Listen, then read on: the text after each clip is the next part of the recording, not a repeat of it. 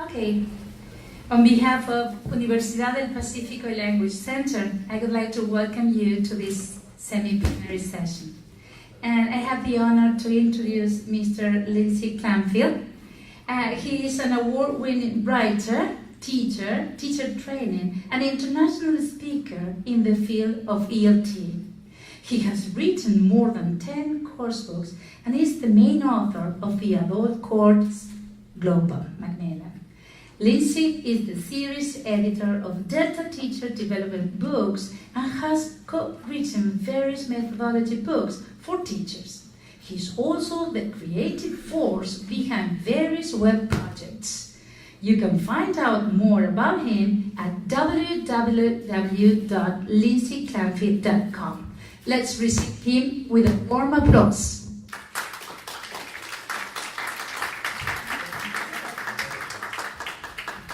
Okay, you can hear me like this, but you can also hear me like this, yes? Okay. Some of you were maybe in my talk just before, so if you were, welcome back. If you weren't, welcome. My name is Lindsey Kleinfeld. I'm a speaker, teacher, writer, and trainer. I'm from Canada originally, but I currently live in Spain. So that's where I've come from. This is my 4th visit, I think, to Peru, so I'm very happy to be back here. It's a great honor to be speaking to you at this university as well, because I'm very pleased to be at the Pacifico and at this conference. Congratulations on the 11th conference, yep. I think it is like this. So, very well-known conference in the area. I'm very honored to be here.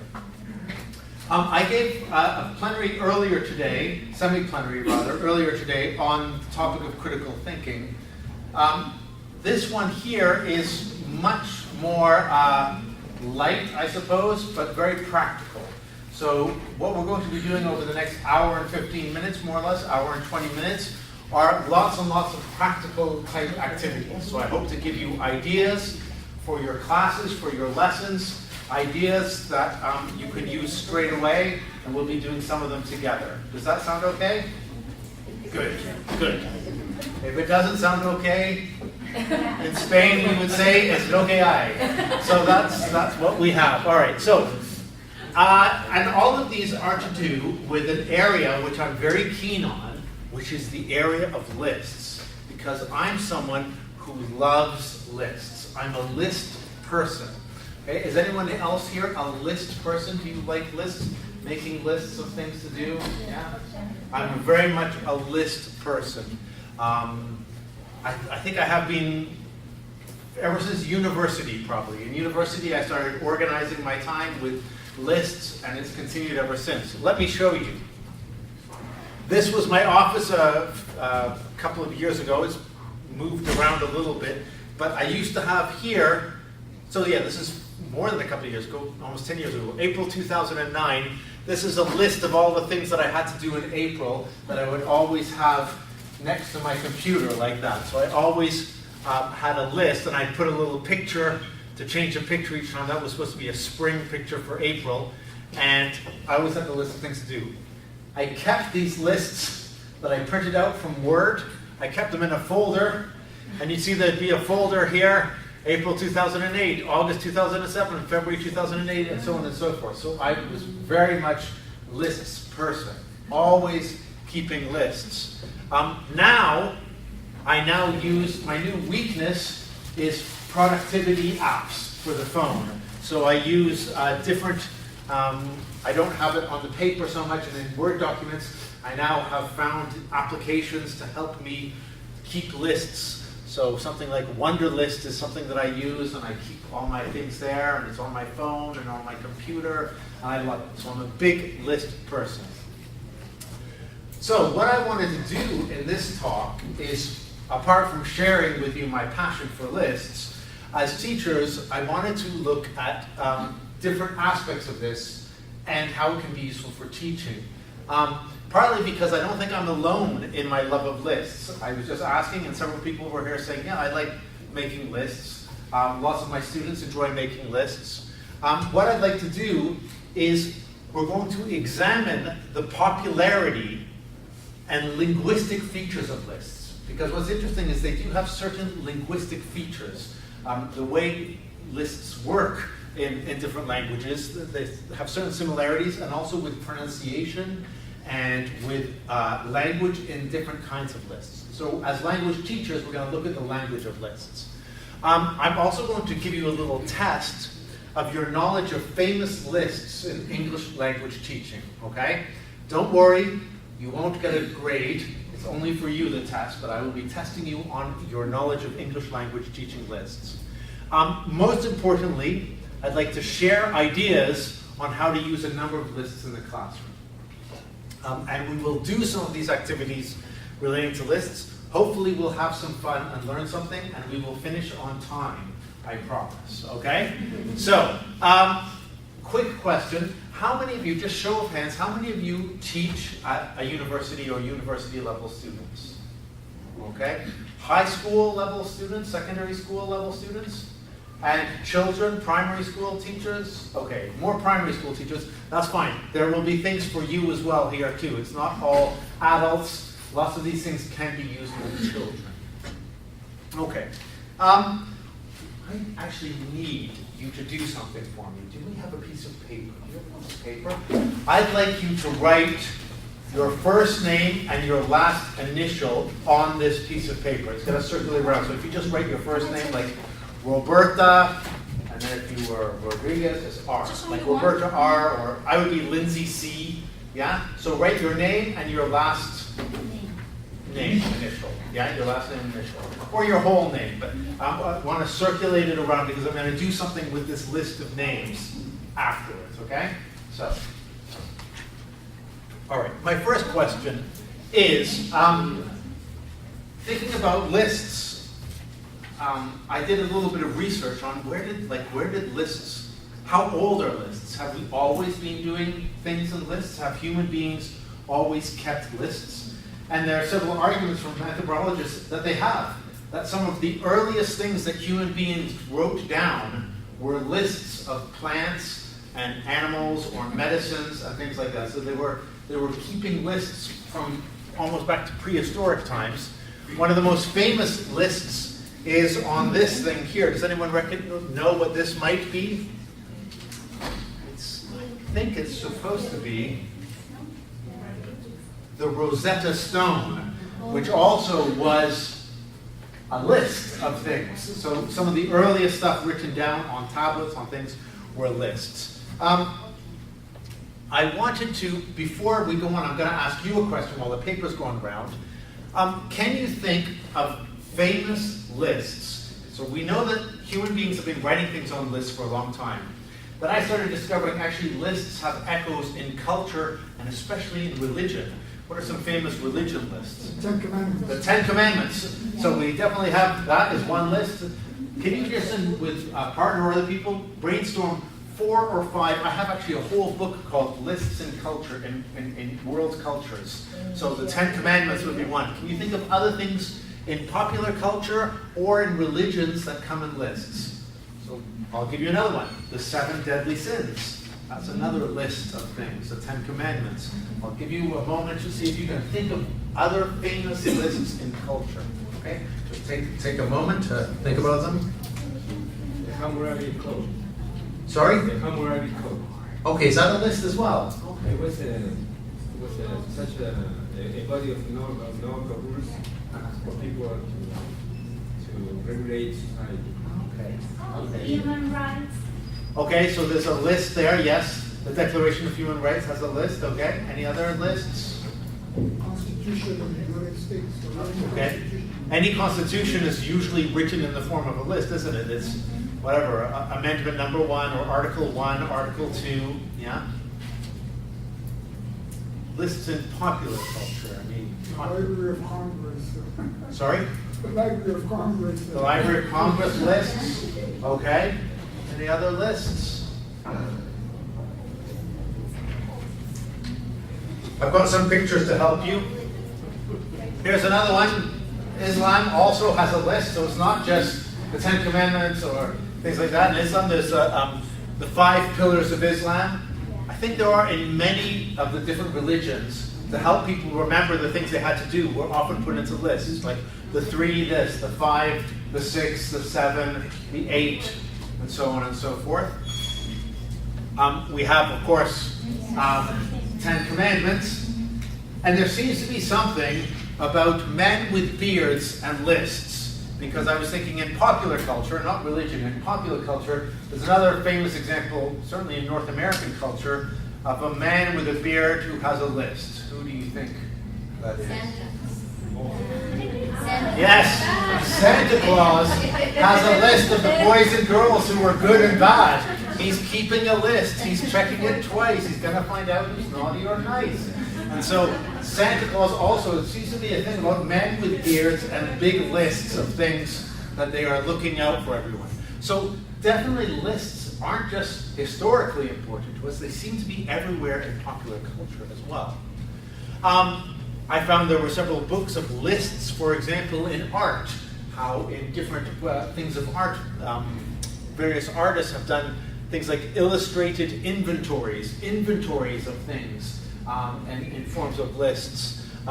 Artists' enumerations. These are all from the Smithsonian.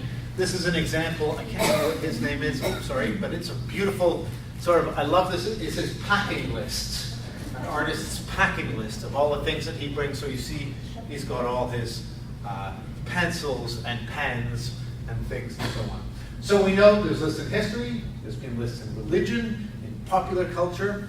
And in the latest embodiment of where we all are going and looking now, the internet and the web, lists have become their own sort of, there's even a name for it because of the popularity of lists online.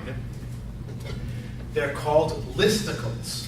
There's a name for a kind of article that is written online in the form of a list. And I'm sure you've seen these kinds of things in your own language, perhaps. And this one is from a website called Listverse, and it's always things like that, like 10 excruciating days inside the Battle of the Yser, or whatever. 10 iconic characters nearly ruined by their creators.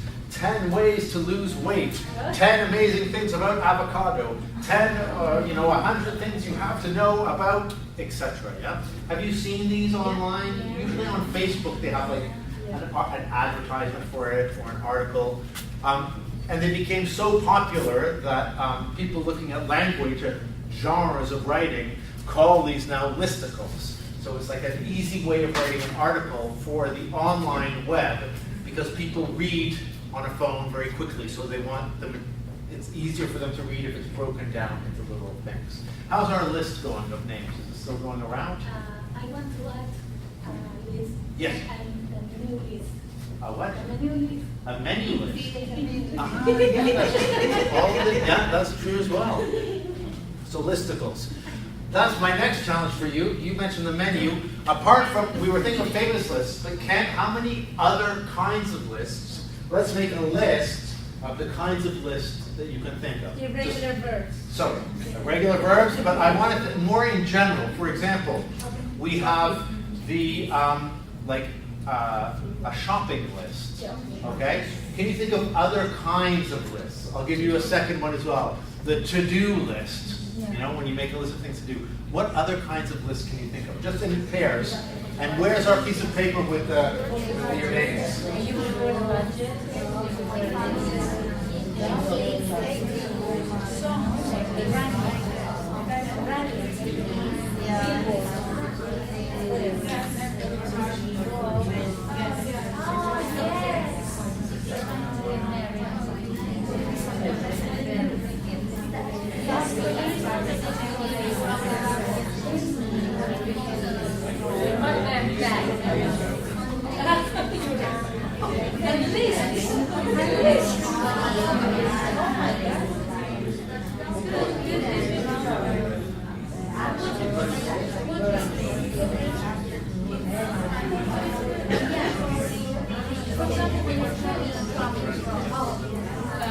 We have our the names. Where are the names?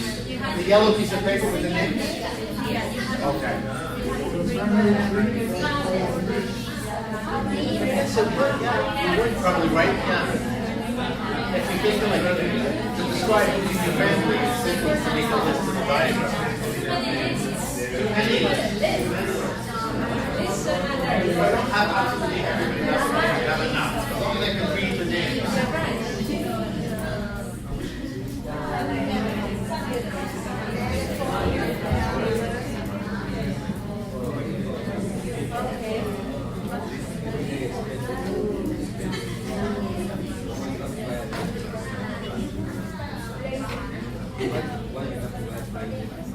Okay, can I have the list of names? So what kind of list did we think of? Contact lists. Yes, your contact lists. It's okay, I'll do it with this. This is enough for me. If I don't have everyone, that's okay. Contact lists, list of contacts, other kinds of lists, shopping lists, to-do lists. Pros and cons. Pros and cons. Yes, that's a good example. You're trying to get married, you're going to need a list. Oh, the wedding list. Yeah. The wedding registry list. Yeah. Like, okay, the wedding list. Yes. Yeah. Okay. The top charts on Spotify. Yeah. So the top 10, top 25, top 40. What's that list? A WhatsApp list. What list? Like some of your contacts. Yes. Okay, the contacts list. Again. Yeah. Places to visit. Okay, now there's a kind of list. I think that's part of that. So there's a name for that kind of list where it's a list of like places I want to visit or things that I want to do. Has anyone heard of that? The name in English for it? A bucket list. The bucket list is the kind of usually like things I want to do before I retire or before I die. Places to go before I die. Things I want to see, etc. Okay, there's another list none of you mentioned and you were all doing it. What's this? The attendance list. The attendance list. And now the attendance list is interesting. That's the first list. I want to look at the attendance list. This is good for if you're teaching young ones, you have your list. Even with older ones, you have a list. I was working with another teacher, and we said it's such a shame. What happened? Like we take the attendance sometimes.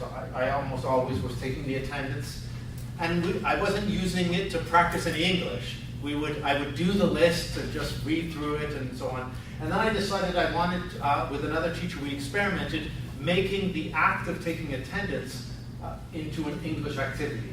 So I'm going to do 2 or 3 examples. This is how I do the list now, the attendance list with my adult learners. I say, I'm going to take the list. I'm going to spell your first name and the initial of your last name quickly in English. And you have to say present. Okay? So I'm going to do it with you. So you have to listen carefully. I'm spelling it in English quite quickly. Okay? S-U-S-A-N-A-C. Me. Okay? Good. Thank you. Okay. N-O-R-M-A-A. N-O-R-M-A-A. N-O, I think it's N-O-R-M-A. Yes, there you are. Okay. Okay.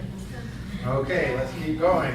E-S-T-E-L-A-P. E-S-T-E-L-A-P. Okay, all right. R-O-S-A-I. R-O-S-A-I. J-O-R-G-E-V. J-O-R-G-E. Thank you. S-A-N-D-R-A-C. Okay. R-O-X-A-N-A-V. R-O-X-A-N-A-V. R-O-X-A-N-A, not here? Not here? R-O-X-A-N-A, who is R-O-X-A-N-A? Roxana? Roxana's not here, okay.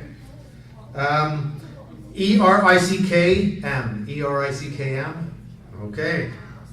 E-D-W-I-N-C. E-D-W-I-N-C. Okay, so that's one way. So I'm going to do another way now. With attendance, so often I would do that spelling quicker and quicker. And especially with the lower level ones, they really liked it because they were really like listening out for their name and they were practicing letters. Another one that I did with younger learners is whatever vocabulary we were doing, I would say, I'm going to pass the lists. When you hear your name, you have to say a word. You don't say presente, you don't say here, you say a word in that category. And you can't repeat words. So our category for you young learner teachers is animals. I'm going to continue taking the list. When I call your name, you must call out the name of an animal. But you have to listen to everyone else. You can't repeat the same animal. So not everyone can say dog or cat. You have to think of a different animal. Ready? Pavel? Cat. No more cats now. Okay. Marta? Marta? Martha? I think it's Martha. V? Zebra. Okay. Patricia? T? Tiger. Okay. Jorge? Sure. Okay. Karina? Koala bear. Okay. Eric we had. Carmen? Chabeli? Magali? Okay, all right, so that's another way that I did. I did that with young ones. We did, every time I did dance, they had to, so if it was, we were doing house things, they'd have to do things in the house, or names of toys, or whatever. Another way that I would do it would be calling out a letter. So the letter is S, everybody. I'm gonna keep going through my list. When I call your name, you have to say a word beginning with S. You can't repeat a word that someone else says, and you can't say sex, okay? So, Doris. Okay, seahorse. Lila? Lady. Sorry. Okay. Lourdes. Lourdes? No, not here. Has left. Mabel? Saxophone? Did we already have saxophone? We had it just before. All accepted anyway. Milagros. Okay. Claudia Eri. Snail. Cecilia C. Sand. Elizabeth S. Elizabeth? Not here. Sofa. Liliana. 6. Jessica. Oh, and now we're going to get 16, 60, 66, 61. Do I even continue? I'll do 2 more. Andres. Small. And Daisy. Snake. I think we have, do we have snake before? Yeah, snake. Okay. Anyway, basically, I made you do that just so I wanted to show you. With I use the roster call or the attendance list in different ways. Sometimes I spell out the names of students very quickly. When they hear the name, they call out present or here. I call out a name. Students must answer with a word in a certain category: animals, things in a house, clothes, whatever. Calls out a name. Students answer with a word starting in a certain letter. So what I've taken is a usual mundane activity with the attendance list and made it into an English practice activity. Especially with the younger learners, then they quite enjoy the act of taking attendance. So every time, we always do something different. They're always like, what is the teacher going to do today with the attendance? Okay, word lists. When I was thinking of lists, when we were making a list of the kinds of lists, another list we use a lot in language teaching is word lists, okay? So they're in our books. Students have to sometimes keep records of word lists. I'm going to show you a very interesting word list that I found online. I want you to guess who it's used by and what it's used for, okay? Who is this hint? It's not English teachers, but look at this list and just guess. I wouldn't do this with students, I'm just asking you, but what do you think this is? Who's using this?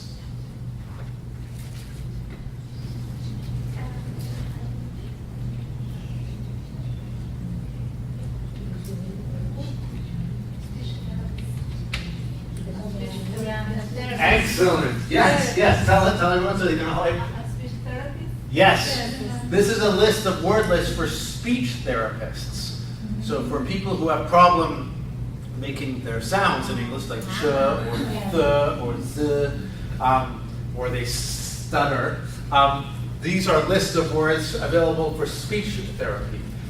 So it's I found it really interesting because I just typed into Google word list examples and I got loads of speech therapy ones. However, we use them also in English language teaching, not these ones. We have words at the end of our units and things like that. We often tell students, or it's often in the books and the methodology, we tell students, don't write down all the words in a list, you won't remember.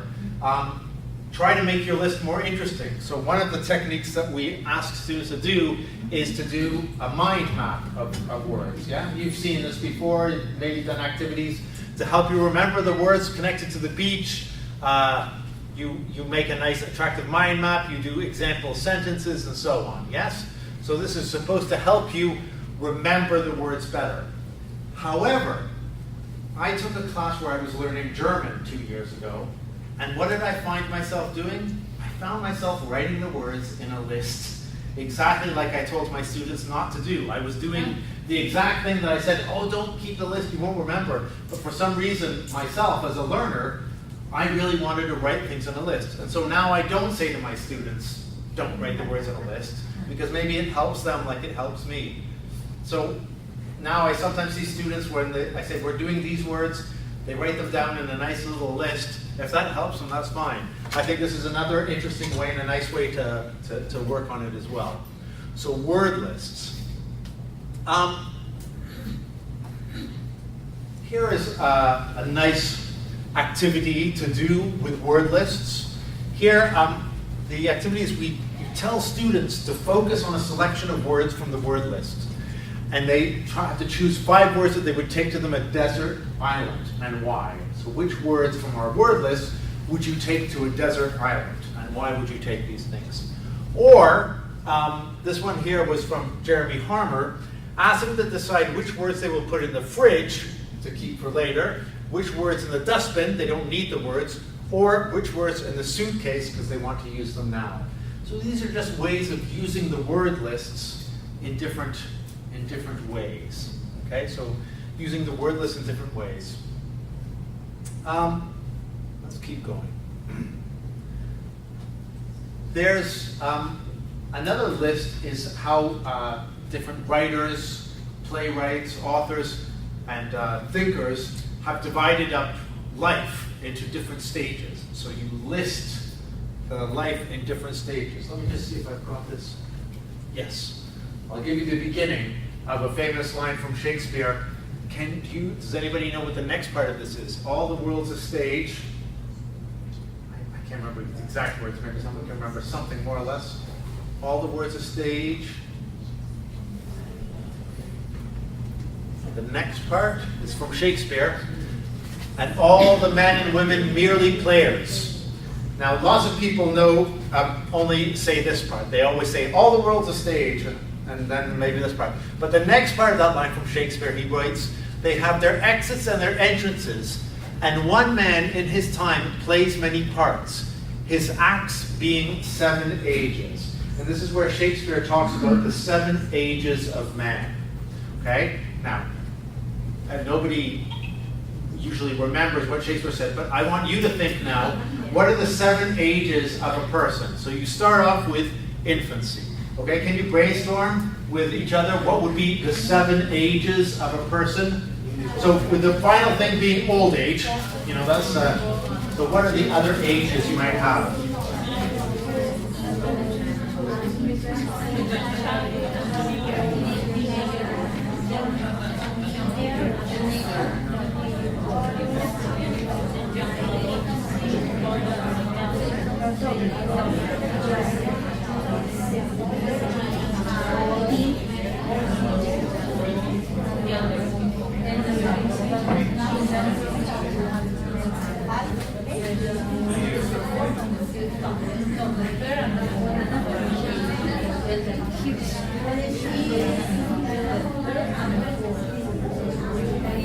So we'll begin with infancy. After infancy, or like babies, would be child, okay, child, teenagers, youth, okay, young, yeah, adults, and old age. So we have baby, child, teenager, yep, young, youth maybe, adults, elderly, and then very elderly. The 4th age. It's very funny. I have a colleague of mine who said he went to give a talk, and it was a whole bunch of students. I think it was in Mexico, and they were all like 13, 14, and he said, okay, so he was doing a drama exercise. He says, I want you to imagine an old man. How old is he? And the student said, 40. He says, no, really old.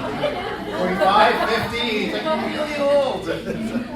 Anyway, okay, Shakespeare has this, of course, Shakespeare is Shakespeare, so he's defined it differently. He says, infancy, childhood, then he said in this play, he talks about the the soldier, justice, old age, and I love the last one, second childhood.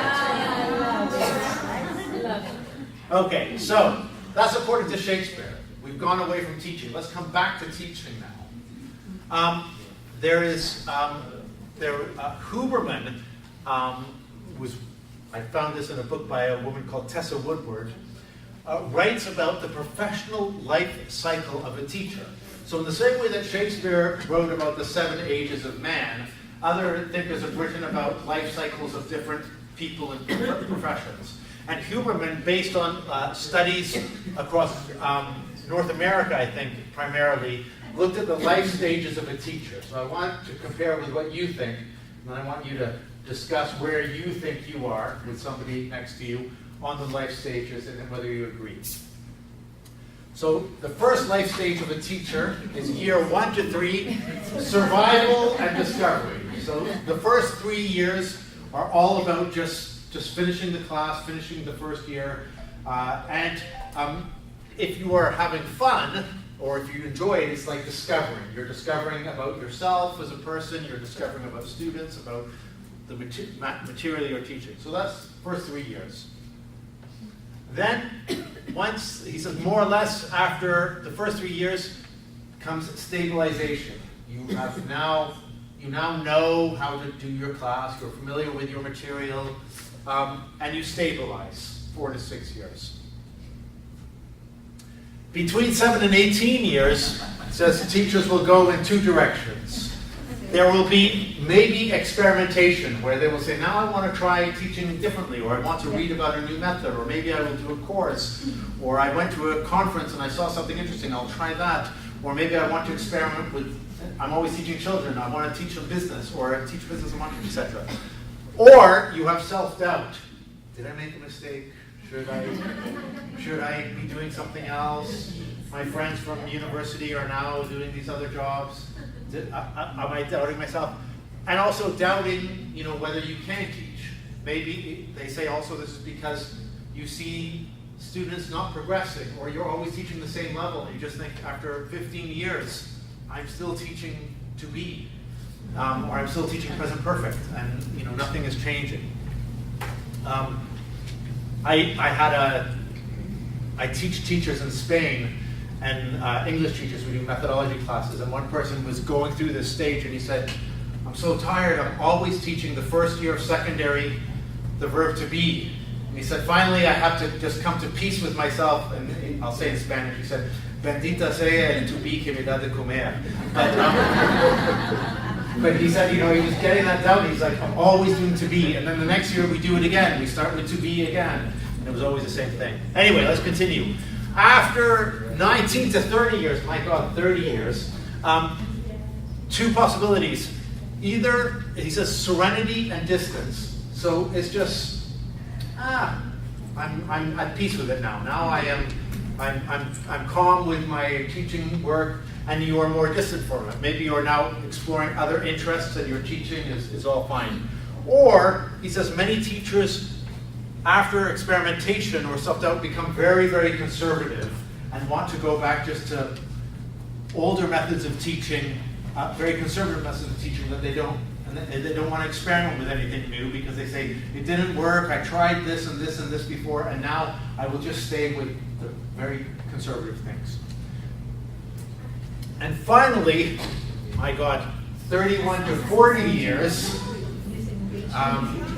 that's like 2 life sentences for teachers, is disengagement. That usually, according to this theory, the teacher after 31 to 4 years is beginning to disengage, thinking about retirement, and the disengagement can be serene, they still enjoy teaching, it's fine, and they're not angry, or bitter, and I'm sure you all maybe have met teachers who are disengaging and bitter, and they're always like, it's always the same, nobody learns anything, I hate the students, the same with the bosses, it's the same with the government, etc., etc. So my question now to you is with people around you, if you're sitting in a pair or something, where are you on the ladder? Do you agree or disagree? Has this been your experience? Okay, just talk for a couple minutes while I drink some water.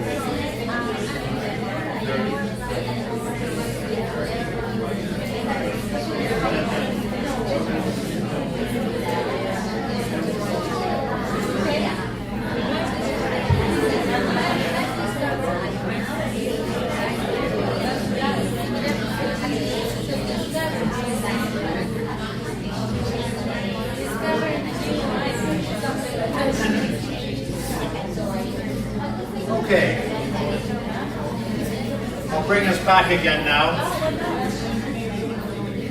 I've just hit my 20 years. I've just got my first 20 years. I think I'm still in a lot of experimentation, but for some reason, sometimes I feel the conservatism coming in. I feel that when I'm doing a new class, I'm like, no, we tried this before, and no, I just want to, I don't know, I can feel this beginning to happen a little bit, but often I'm in this period right now. Okay, let's move on. Professional lists. I said that I was going to test you on that, because every profession has its lists of things. And English language teaching is no different. We've organized a lot of our knowledge about our profession into lists. So here's the test that I'm going to give you. I'm going to give you some items from a list. And with your partner, I want you to say what more things are on this list. Some are easy peasy and others are much more difficult. Okay, so ready? Ready. Famous lists in English language teaching.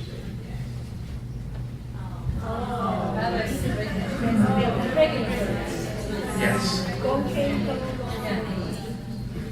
So, yes, obviously, the irregular verb list. I think this is actually the most famous list in English language teaching. Everybody knows. It's everywhere. It's on the back of the books. It's on the bookmarks that your school might give out. It's going to be, students always have it. Yeah, they hate it. There's always a student that asks you, is there a way, teacher, is there a way I can learn this without having to memorize it? And I don't know. I try to think of ways I can't. At the end, I'm just like, no, you just have to memorize it. I know life is terrible. I mean, I try to organize it into ways, you know, you can like buy, bought, teach, taught, catch, bought. And then I kind of feel like I'm moving around pieces. Yeah. Kahoot, yes. That's a method to teach it. It's a testing method, but it's still, you still have to, in Spain we say machacar, the verbs. You still have to like memorize them. I don't see any way around it. Anyway, that's the most famous one. Okay? Let's do another one. Yes, this is a newer one. Well, 15 years ago we wouldn't have known this, but now we all know. So what's the next one in this list? Yeah. So the next thing is B2, C1, B2. Now what's so funny is that now so many teachers, we're all so used to this. When it was new, it seemed really new, but I find students are still making mistakes with this. So I assume, so for example, in the school where I teach in Spain, we teach adults, teachers, English as well. So they come and do English classes, and they can decide what level they go into. And then we have to like re-put them in levels because they always get it wrong. But lots of them come to English and they go to B1 and they don't speak a single word of English. And they arrive in the class and I start talking in English and they're like, no entiendo. When I said, this is B1, and they said, sí, básico uno. No. B1 in English language teaching is like intermediate. And they were like, so A1 isn't avanzado uno? And I'm like, no. A1 is like lower, and you know, and a C is really high. So they're really confused. It's very interesting because now the more we get used to it, it's easy to forget that for a Spanish speaker who doesn't know anything, they will think that B1 is básico uno, and A1 is avanzado uno, avanzado dos. So anyway, okay. See if anyone knows any more of these. Yes, if you've done an MA or a diploma, spatial, visual spatial, other ones? Naturalistic, interpersonal, musical. Yes. There's an earthy one, isn't there? Yeah. Okay. So that's another famous, not so famous, but has been talked about a lot in English language teaching.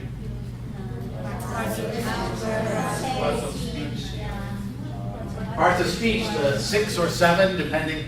Noun, verb, adverb, preposition. What are the other ones? Conjunction. So we categorize all of language into like parts of speech, words. Very hard, this one here. Maybe, don't know if you know this one, not sure. Oh yes, someone said it, yes, it's crashing. The fifth theory. Yes, the 5 hypotheses. The affective filter. Yes, the effective filter. So Stephen Krashen Yeah. came up with the 5 hypotheses Yeah. for Yeah. language learning, right? Yeah? Acquisition. Yeah. It's like learning versus acquisition, input plus one, monitor, natural order. Yeah. 5th is the effective filter. Well, there's 3 there plus learning and acquisition. This one is challenging. I don't know if you'll get this one. It's a word list, but not part of, I mean, some of them are, but it's not that, it's something else. Think of like a list that is actually now recently becoming more famous in our field due to advances in computer technology. And so, yeah, no, well, they aren't all, I mean, there's a variety of things, but. No? I visited a determiner, the and an are. It's not like what kind of word it is, it's something else. It's the kind of information that you find in dictionaries as well now. This is the frequency list. So the top 100 words in English, the top 1,000 words. And so the most frequent word in English and written English is the, then of, and. The most frequent word in spoken English is I, and so on and so forth. And so these lists are becoming popular because now we have corpus, which can provide that information, which informs the dictionaries, which informs coursebook writing and things like that. So often they'll say, very important is the frequency list. How frequent is this word? Is this word more frequent? And that has been organized into lists. But I think I'm going to pass all of you. All of you get a pass because you did almost all of these all correct. So excellent. Those are the famous lists in English language teaching. I think there's another thing that's interesting is the whole, we were talking about it before, bucket lists. So a bucket list is a list of things that you want to do before a certain time. Often the bucket list is before you kick the bucket, they say. Yeah? So before you die, before you kick the bucket, that's where it comes from. The bucket list are the things that you want to have done. And I've seen various initiatives online in different institutions where teachers kind of at the beginning of the year make a list of things that they would like to do by the end of the year, which I think is a very interesting and good way of professional development. So at the beginning of a school year, making a list, okay, this year I want to go to at least one conference, try to read one methodology book, try one mini research thing with my students or something like that. So it's another interesting thing as a way of professional development. All right, who's lists. This is another kind of list, the list of who's who. Not so popular now, but used to be that there would be books. There was like the who's who of London for a long time, or New York, which would be a list of all the important people that you should know in the city. Yeah. And so there have been various other who's who lists. I want to share with you an activity I do with students, similar, I've changed it to do it with you, but a similar kind of one. It's called What's the List? And so what I do is I find a list of people, or places, or things that all have something strange in common. And I show the students the list, and they have to guess what they things have in common. And then they make similar lists for other people. I'm going to test you with one now, okay? What is this list, and what do all of them have in common? Start off with this. Yes. Yes, there's something else as well. Writers. Yes, they are writers, that's one thing. So there's a second thing.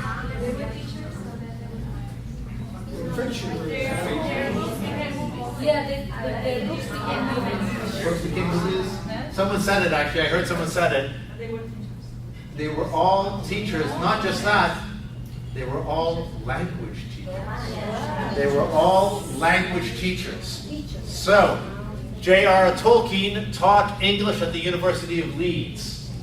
J.R.R. Tolkien actually, Scott Thornbury, I don't know if he's been here, he collects old English textbooks, and he showed me a book of grammar exercises where some of the exercises had been written by J.R.R. Tolkien before he wrote The Lord of the Rings and The Hobbit and all of that. James Joyce taught English at a Berlitz school in Austria. Aldous Huxley taught French at Eton Public School. J.K. Rowling taught English at a private academy in Portugal when she was writing Harry Potter. I have a colleague who worked with J.K. Rowling in that school in Portugal. Frank McCourt of Angela's Ashes taught English at a high school in New York. Nick Hornby at a private language school in London. Bob Geldof at In Lingua Academy in Spain. And Stephen King taught English at Hampton Academy in Maine. So I wouldn't do this one with my students because they don't know that many authors and they don't care about teachers. But I would do another kind of list of different people. You can find these online, like what they have in common or places or things like And that. the message for us is that we can become famous. Yes, the message is, if you're in that period of your life cycle where you're having self-doubt, you can maybe write a book and become famous. Yeah. Okay, so that's one activity. Another kind of list that we have are top lists, top 10, top 20, top 100, often with music, movies, things like that. Yes, this one I like. I need your help with this one. So one of the things I started doing with students is a top list.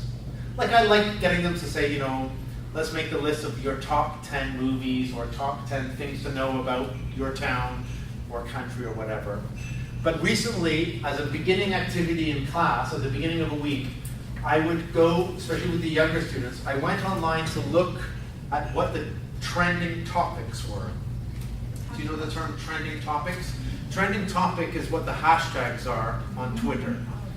And so if you look, there are pages which say, okay, these are the most popular topics in this country on Twitter right now. And it's quite interesting because it'll be usually what's in the news, what's going on, what's on television, what's et cetera, et cetera. And so I found the trending topics of today in Peru, the hashtags. Now I don't understand what any of them mean. So you need to, no, that wasn't there. Hashtag censo was not there, but there were some. Yeah, the census, I know about the census. I'm not leaving my hotel room tomorrow, I think. So, okay, here is the top trending topics. I don't know what somebody told me what some of them mean, but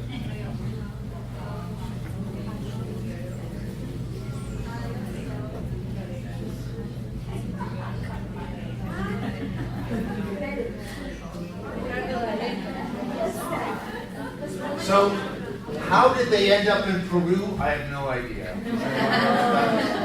But that was number one trending. No, there was one that was more, but it had a bad word in Spanish, so I didn't want to put it up there. It was cosas que J.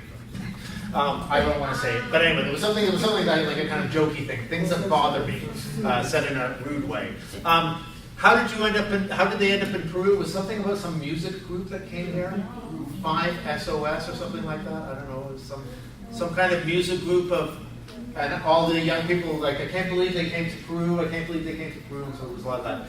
Yo Soy. It's a program. It's a TV program.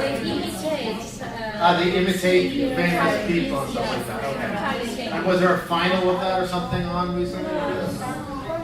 Alma Gitana. I did have to look this one up. No?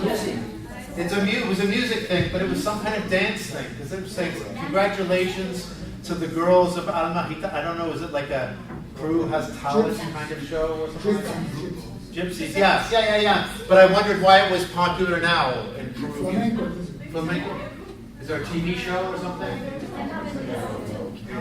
Okay, this one here, this is a political one. But it's not connected to the soccer match.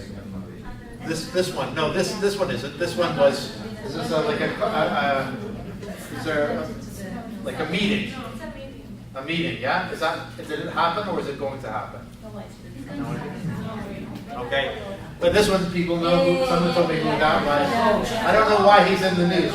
Why? Because the national soccer team. Oh, aren't they playing against New Zealand? Yeah, in 2 days. Right, he's the coach. The Argentinian coach He's Argentina. World Cup.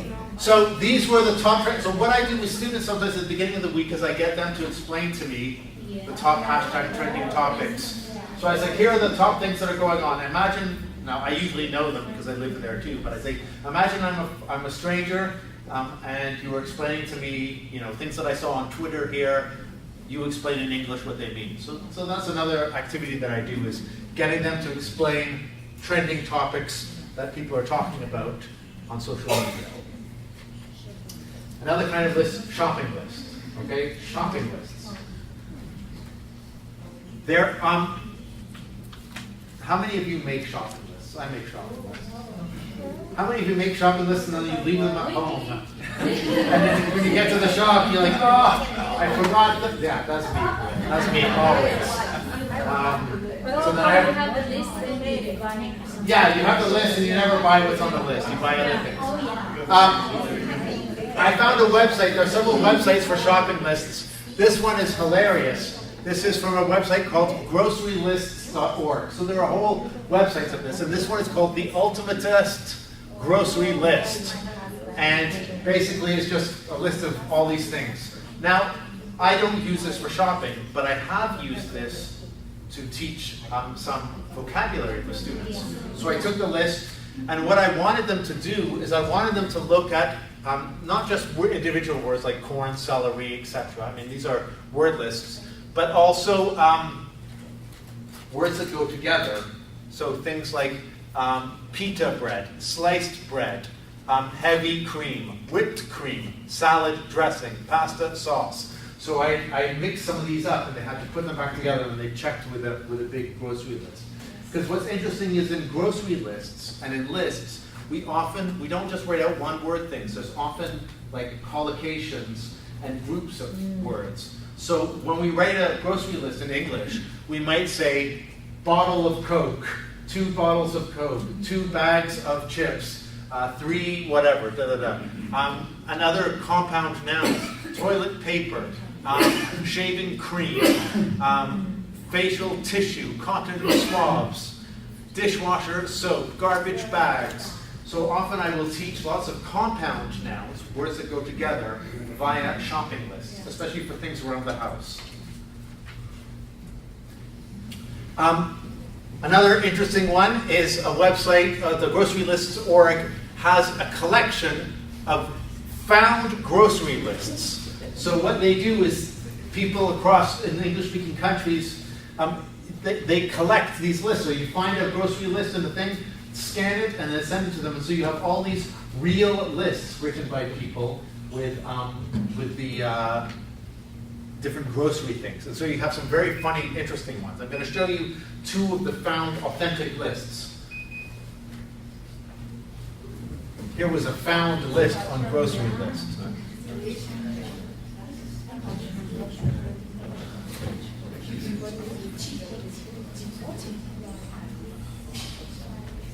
Again, what I like, it's a very weird list. So one activity with older, with more advanced students is speculate what this person is going shopping for.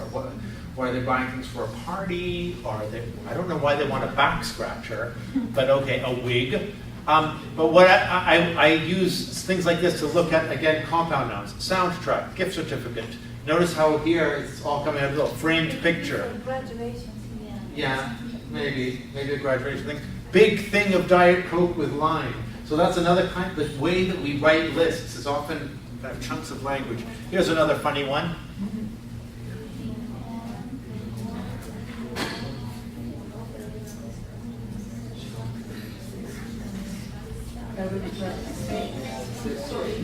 So I wouldn't use this one with my students. It makes for a very weird, what is this person doing? It's a very weird list when you get down to here. You go from garbage bags to something. Yes, exactly. The cling wrap, the long foil, cranberry sauce, onion, celery, shower curtain, very strange, very strange. So, I wouldn't necessarily use this one. But again, what's interesting is, again, how there are more than just one word. There are lots of things that go together, okay? So shopping lists I will often use to teach compound nouns or looking at like food and vegetables and things like that. To-do lists, this is another big area. This is back to the beginning of our talk where lots of us like making to-do lists. How many of you make regular to-do lists? Yeah, every day? Every day? Yeah. How many of you do this? How many of you make a to-do list and you put some things that you already did on the list so that you can cross them out at the very beginning? Yes. Or a tick. That's what I do. Every time I make a to-do list, I include one or two things that I've almost finished doing or that I've just finished so that I can tick them off. Yes, an arrow or whatever. Okay, again, there are, there at the found lists, the grocery list place is another thing where they find to-do lists and they scan them and they put them online. So these are just lists that people have found and they've been put online. So here, Is he a doctor? yes, well, yeah, the writing is terrible. What do you think this person? Find some girls. Find some girls, study for tests, figure out, go to class and figure out how to pay ticket, to-do list, etc. This next one is my favorite to-do list that was found outside of I think like a McDonald's in the parking lot. Put them in order, you know? Yeah. Give them So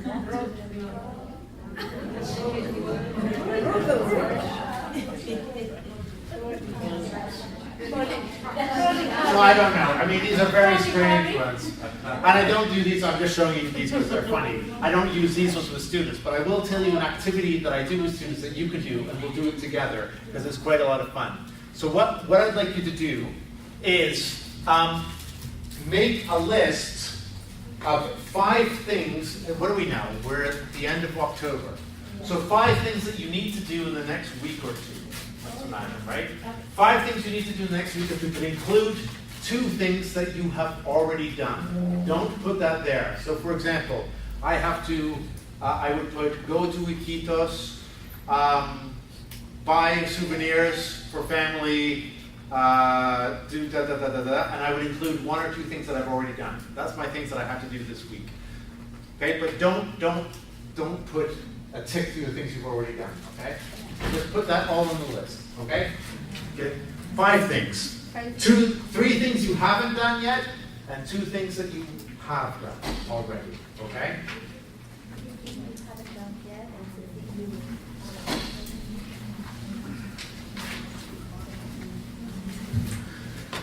You can make it up if you can't think of things, like you say, go shopping, food shopping, take my son to the football game, plan my classes, correct exams.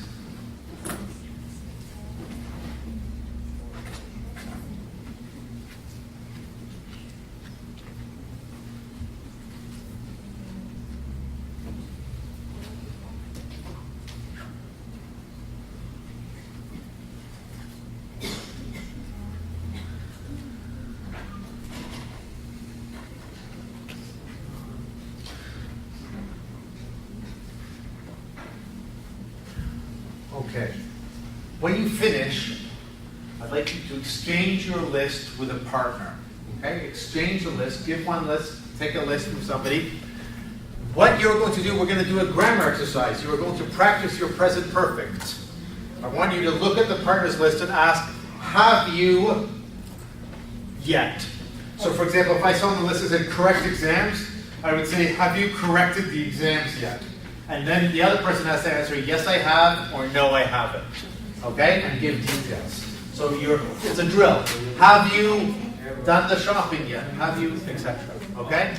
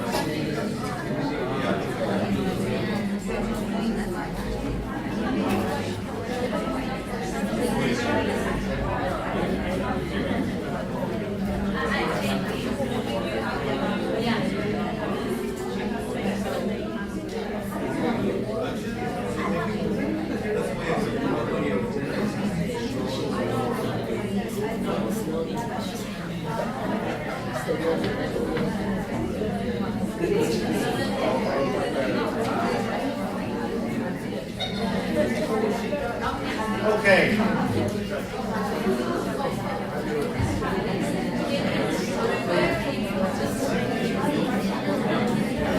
You get the idea. You get the idea. I'll stop you there.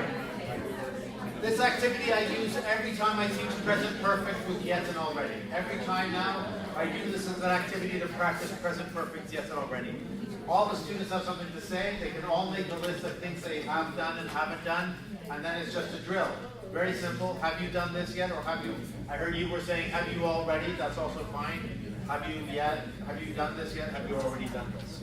So a nice little simple way to practice present perfect. Okay. Another linguistic feature of lists is in the pronunciation.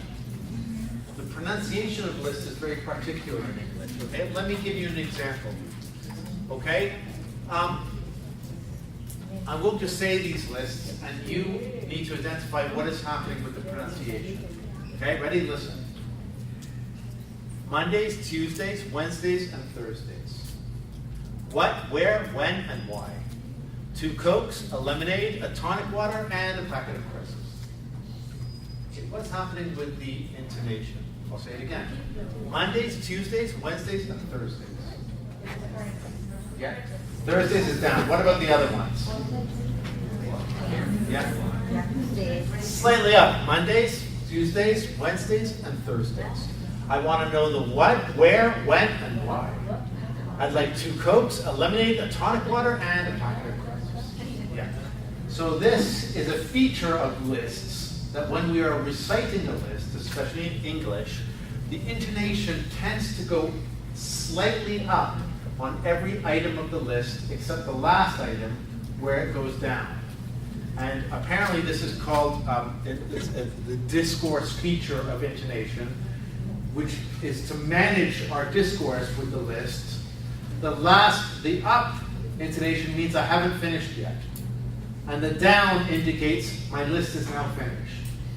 And what happens, I've noticed, I used to teach at summer schools in Cambridge. At the university there, I would only teach in the summer school. Students would come and they would go to the English pub and they would go to get some drinks. But they would order their things like this. It would say, so 2 Cokes, a lemonade, a tonic water, a packet of crisps. And the person waiting would say, yes. And they say, yes, that's all, it's all. And they're like, okay, okay. But they were waiting for something more because the intonation was always going up. Yeah? It's classes on Mondays, Tuesdays, Wednesdays, and Thursdays. And you think there's going to be something else. Like, is it on Fridays too? It's like, no, just on Thursdays.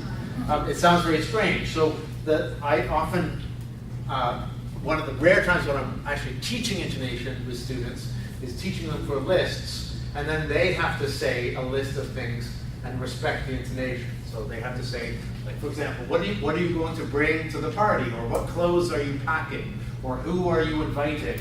I'm inviting Elena and Ricardo and Jose and Alba. So the Alba going down at the end. So that's another interesting linguistic feature of lists that I think we can teach in intonation. That Okay. Finally, never thought we could do like 90 minutes of list activities, but there are, I swear. Personal lists. So lists of personal things. And I wanted to finish with an activity that I do at the beginning of every new class. Okay? And it's a list about names. Okay? And so what I ask the students to do is make a list of good things about their name, or a list actually about just of things about their name. A list of things about their name. For example, like my name is from my, someone might say, my grandfather had the same name, so I have to say, I was given that name because of my grandfather or grandmother. Or I have a name that's a very common name and I don't like it, or I really like my name, or etc. So I ask them to make a list of things about their name. I give an example.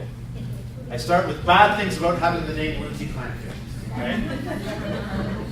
So that's the first problem that I always have. I had it just today.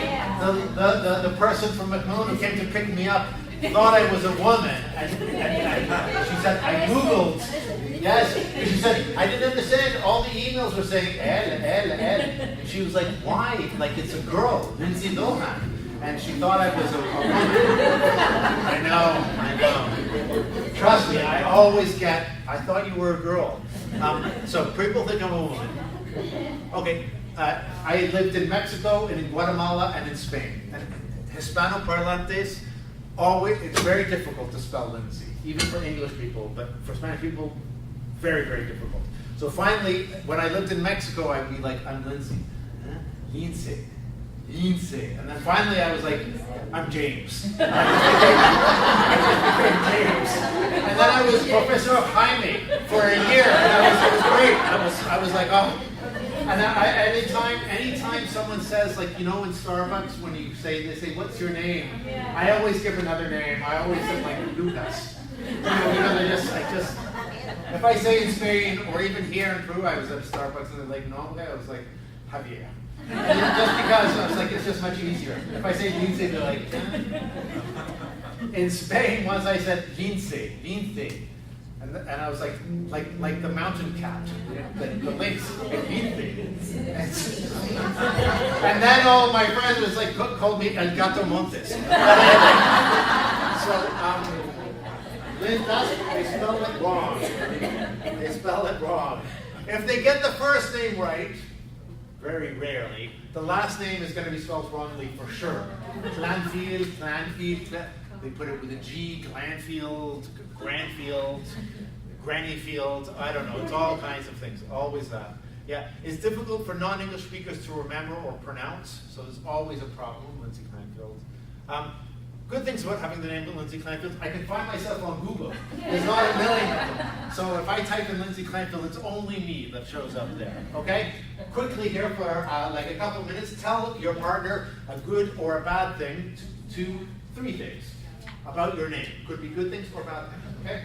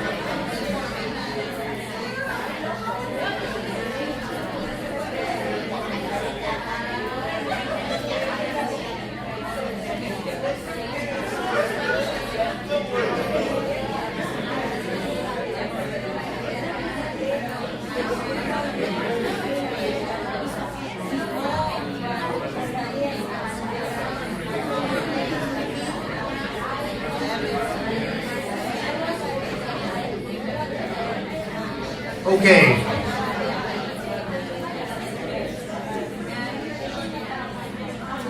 Everybody always has something to say about their name. I've never met a student yet who doesn't have something to say about their name. Even the students that I have in Spain with like Maria, they still have something to say about their name. Either it's very common, or their mother's name is Maria, or their daughter's name is Maria, or whatever. There's always something you can say about your name. So a list of things about your name I always find is a nice warmer activity. The last thing I want to talk about is feedback lists. So feedback lists, this is a really interesting one from that same book of art of lists. This was from an architect where, oh, it's so sweet. He lists the qualities of his wife. It's now at the Smithsonian Museum. So he's like, he lists all these things that he noticed, that you were enthusiastic, that you were generous, that you were beautiful, that you were terribly well organized, I think, that you are fantastically efficient, that you dress very, very well.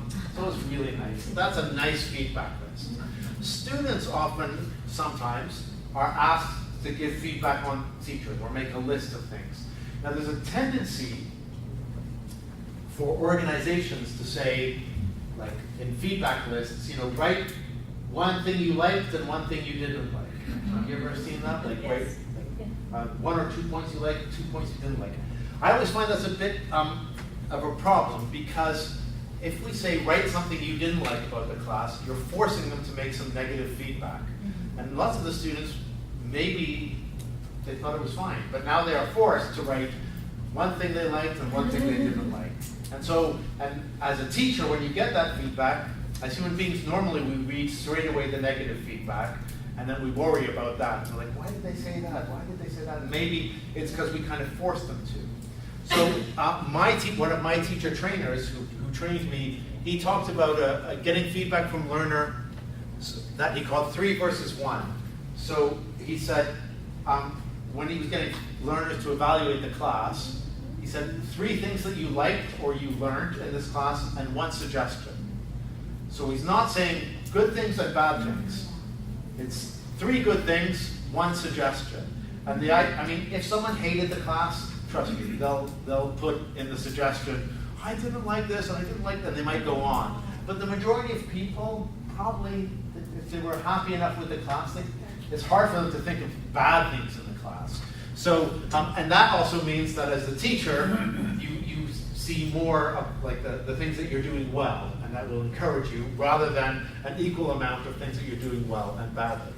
Again, if you're a teacher who's not doing well on anything, they will not do the 3 things. They'll maybe put last where they say, I don't know what else to say. But most people can think of 3 things that they learned or that they liked in the lesson. So that's when you are in control. Sometimes you won't be in control, like your institution might distribute it. But even institutionally, I would advise against these kind of things where it's write 1 thing that's good and 1 thing that's bad, because you're forcing them to think of bad things when it might not be true.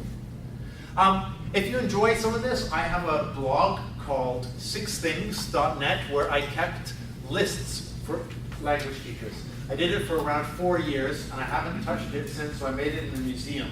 But there are lots of fun activities and kind of funny, jokey type things, all with the number 6. So it would be like 6 most frequent words in English, 6 weird and wonderful emails to One Stuff English, 6 bits of Latin that make your English look smart, 6 activities. So I had other writers share their favorite.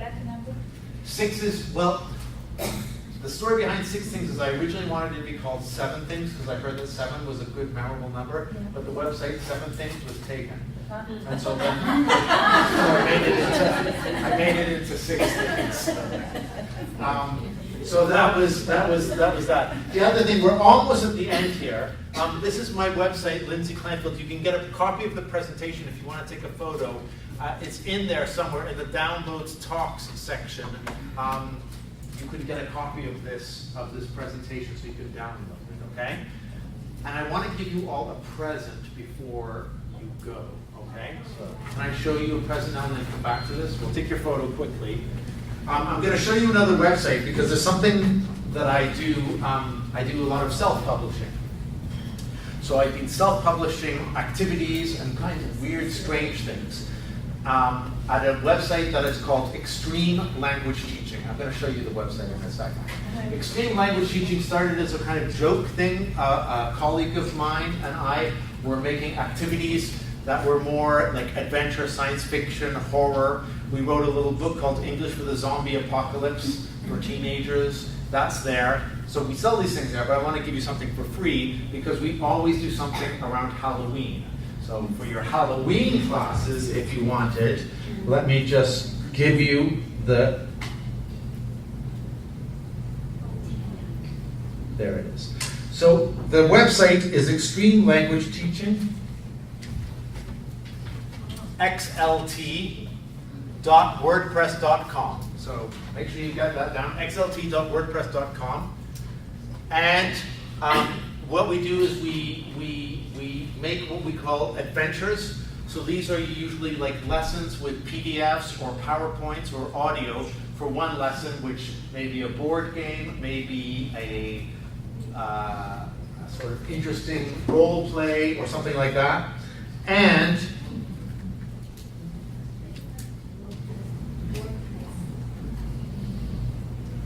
here it is. We did an adventure called The House, okay? And The House is a narrative storytelling adventure where I'm going to give it a code so you can get it for free. It's a printout of a story that's all in a jumbled order. The students have to put the story back together, which tells the house had a curse. All the people that lived there died in strange and mysterious ways. The only thing they had in common was a secret in their past, something they did that was wrong.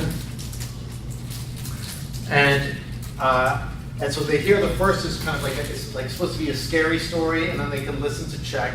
And then what happens is they have to tell the story themselves of another owner of the house. And so there's a series of pictures to help them where they make their own story. So if you like if you like Halloween stuff, scary lessons, things like that, this, we're giving it away free now. The information is here. And to take you to a page, usually it's 99 cents, but it's free now if you want. I made it free. And you enter the code Scary House. Anyway, when you go to that website, if you click on this, yeah? It has the details all there. So you can find it. It's a download of PDFs and some audio for a Halloween class because I know it's very soon. And I wanted to say thank you for having me and give you something. So, thank you very much.